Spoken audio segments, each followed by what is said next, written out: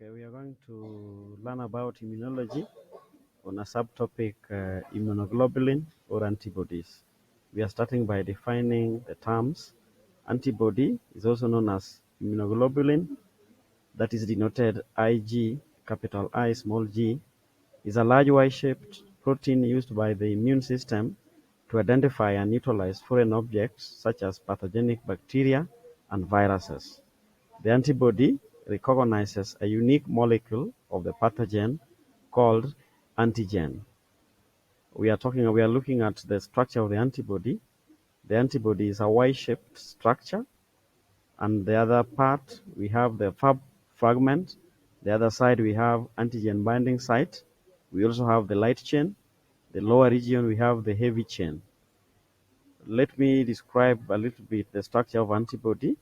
An antibody, which is also known as immunoglobulin, is a Y-shaped structure which consists of 4 polypeptides, 2 heavy chains and 2 light chains. This structure allows antibody molecules to carry out their dual functions, that is antigen binding and biological activity mediation. Each function is carried out by different parts of the antibody, that is the fragment antigen binding, which is the Fab fragment, and fragment crystallized region, which is the FC region. We have the Fab fragment is a region on an antibody that binds to antigens. It is composed of one constant and one variable domain of each of the heavy and the light chain. These domains shape the parotope, the antigen binding site. In other words, at the amino terminal end of the monomer or the monomer. The Fc region is the tail region of an antibody that interacts with cell surface receptors called the Fc receptors and some proteins of the complement system.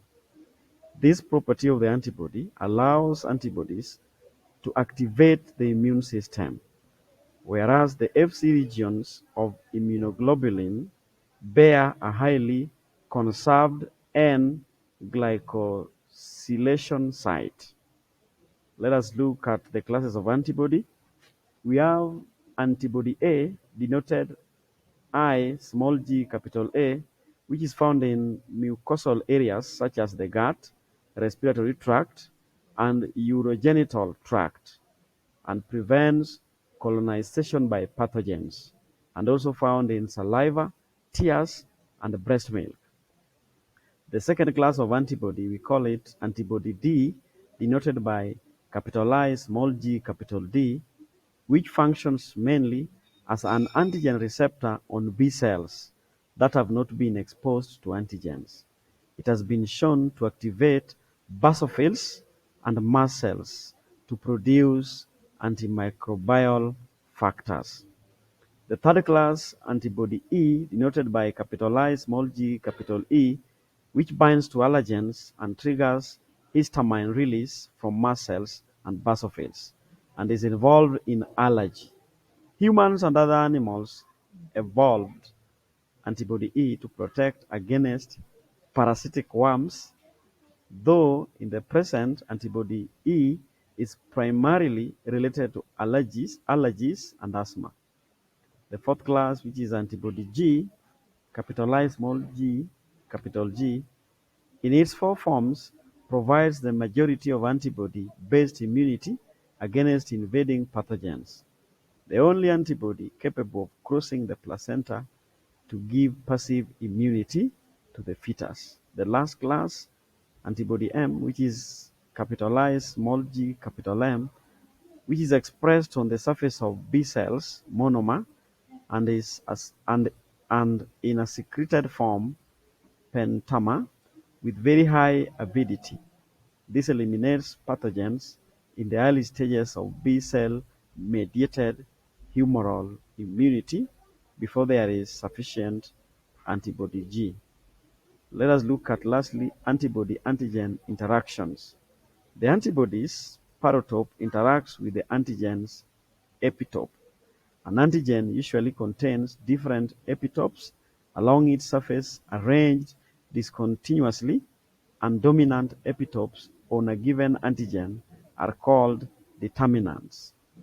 Antibody and antigen interact by spatial complementarity, that is lock and key.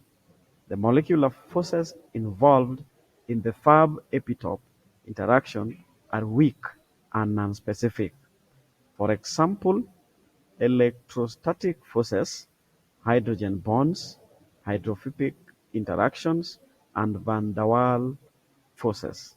This means binding between antibody and antigen is reversible, and the antibody's affinity towards an antigen is relative rather than absolute.